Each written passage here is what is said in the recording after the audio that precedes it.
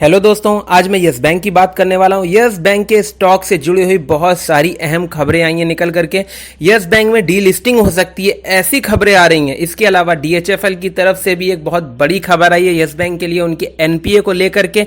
इसके साथ ही में एलआईसी ने अपनी होल्डिंग इंक्रीज करी है। कितनी इंक्रीज करी है ये भी मैं आपके साथ में शेयर करने वाला हूं। लेकिन जो सबसे बड़ी बात है वो बात यही है कि डीलिस्टिंग की खबरें आखिर कहां से उठी और कितनी सच्चाई है इन खबरों के अंदर।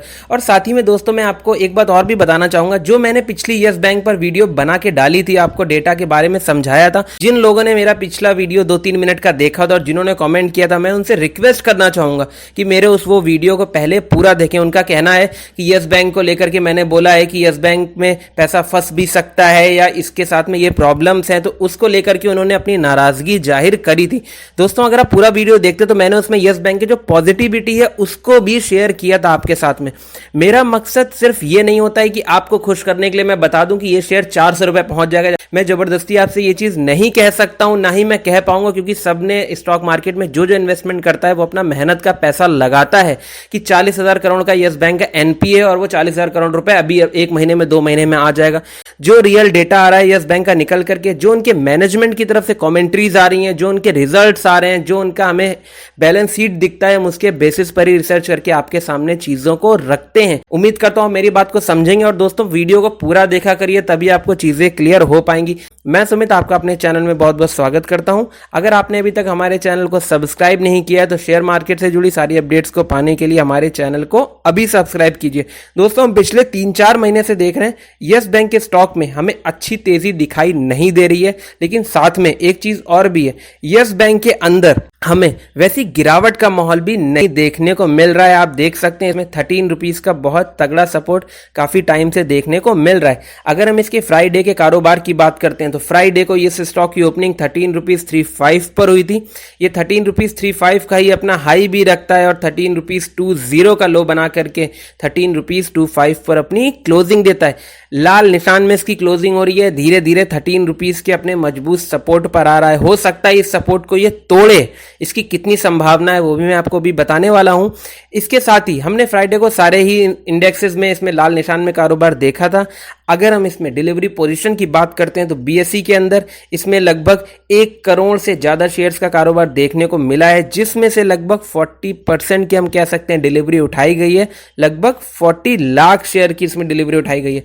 और अगर हम एनएसई में कारोबार की बात करें तो लगभग उसमें भी 6.5 करोड़ से ज्यादा शेयर्स का कारोबार देखा जा सकता था, जिसमें 40% की डिलीवरी इसमें भी उठाई जाती देखी गई थी। लगभग हम कह सकते हैं 2.25 करोड़ की डिलीवरी। अब हम बढ़ते हैं उस बड़ी खबर की ओर। दोस्तों मैं आपको बता दूं, जैसे कि बेटवे वगैरह ने अपने स्टेक्स बेचे थे 2% या 3%, इसका मतलब ये नहीं होता है कि स्टॉक डूब जाएगा, डीलिस्टिंग हो जाएगी। ऐसी खबरें बहुत सारे लोग निकल करके सामने दिखा रहे हैं कि ये स्टॉक डीलिस्ट भी हो सकता है। ऐसा कुछ भी होने की संभावनाएं नहीं है। अभी आरबीआई के कहने पर इसको एसबीआई ने अपने हाथ में लिया था और अब ये पिछले 1 साल से अच्छा परफॉर्म कर रहा है।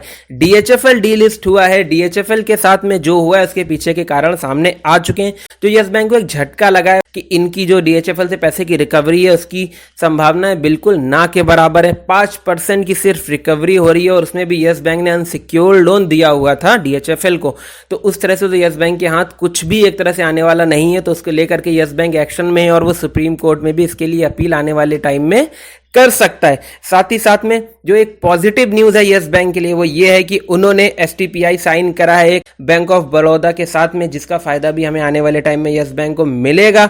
साथ ही में एलआईसी ने यस बैंक में अपनी होल्डिंग्स को बहुत बढ़िया तरीके से इंक्रीज करा है। अगर हम बात करें जून की म्यूचुअल फंड्स वगैरह की होल्डिंग की तो एसबीआई निफ्टी नेक्स्ट 50 इंडेक्स की बात करें तो इन्होंने अपने इस स्कीम में लगभग 23 लाख शेयर्स को बढ़ाया है। लगभग 6% का चेंज देखा जा सकता है। एक्सिस निफ्टी 100 इंडेक्स की बात करें तो उसमें लगभग 8,48 लाख शेयर्स हैं। LIC mutual fund exchange traded fund Nifty 100 की बात करें तो उसमें लगभग 7.5 लाख से भी ज्यादा शेयर्स देखे जा सकते हैं।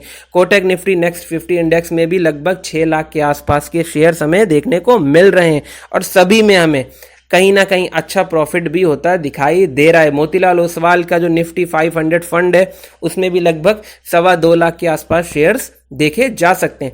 यस बैंक के अंदर टोटल अगर हम शेयर होल्डर्स की बात करते हैं तो लगभग 35 लाख से भी ज्यादा शेयर होल्डर्स हैं, जिसमें से 5 लाख बड़े इन्वेस्टर्स हैं लगभग, और कह सकते हैं 30 लाख पब्लिक है, मतलब कि रिटेल निवेशक है जिनका पैसा यस बैंक में लगा हुआ है।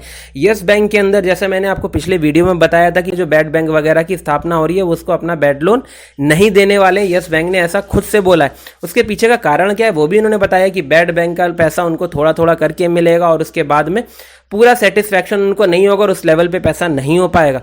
और यस बैंक ने ये बोला था कि उनके पास में 100 प्रोफेशनल्स की टीम है जो कि एनपीए रिकवरी करने में बहुत बढ़िया रोल प्ले कर रहे हैं और वो अच्छे से एनपीए रिकवर करके दिखाएंगे, और हमें दिखाई भी दे रहा है। पिछले 1 साल के अंदर उन्होंने बहुत सारे एक्शंस लिए और अभी भी आप देखेंगे तो जहां जहां इनका पैसा फंसा हुआ है वहां वहां पर इन्होंने छापेमारी और पैसे की रिकवरी कैसे होगी उस पर बहुत तेजी से काम करते हमें नजर आ रहे हैं। यस बैंक के अंदर इन्वेस्टमेंट आप बना करके चल सकते हैं, इनकी लोन ग्रोथ भी बहुत बढ़िया दिखाई दे रही है। यस बैंक को लेकर के मेरा व्यू हमेशा से बिल्कुल क्लियर रहा है कि अगर आप लॉन्ग टाइम के लिए इन्वेस्टमेंट बनाना चाहते हो तो आप यस बैंक में निवेश बना सकते हैं 2 साल के नजरिए को रख करके, लेकिन आपको इसमें ट्रेड बनाना पड़ेगा। जो लोग ऐसा सोच रहे हैं 1 महीने 6 महीने में रॉकेट बन जाएगा तो उसकी कोई भी संभावना नहीं है। जैसा कि Q1 के रिजल्ट्स के लिए भी रिजल्ट लॉक हो चुके हैं, इसी के अंतर्गत जो इनकी इंटरनल ट्रेडिंग होती है, जो इनके एम्प्लॉयज वगैरह की ट्रेडिंग होती है, मैनेजमेंट की ट्रेडिंग होती है, उसको बंद भी कर दिया गया है। तो यस बैंक का Q1 का रिजल्ट हमें लगता है कि बहुत बढ़िया दिखाई देगा, क्योंकि जितना भी पिछली बार इन्होंने प्रोविजनिंग दिखाया था जिसकी वजह से लॉस आया था, इस बार हमें ऐसा देखने को नहीं मिलेगा। और आप किसी भी अफवाहों पर ध्यान ना दें, मैं आपसे ये रिक्वेस्ट कर सकता हूं। आपको कोई भी न्यूज़ पे डाउट लगता है आप गूगल करके देखिए, यस बैंक की वेबसाइट पर देखिए, आपको सारी चीजें बिल्कुल क्रिस्टल क्लियर नजर आएंगी। आप अंधेरे में तीर चलाने की बिल्कुल भी कोशिश ना करें कि बस खरीद लिया है तो आपका पैसा बन ही जाएगा। दोस्तों, पैसा बनेगा यस बैंक में, लेकिन टाइम लगेगा।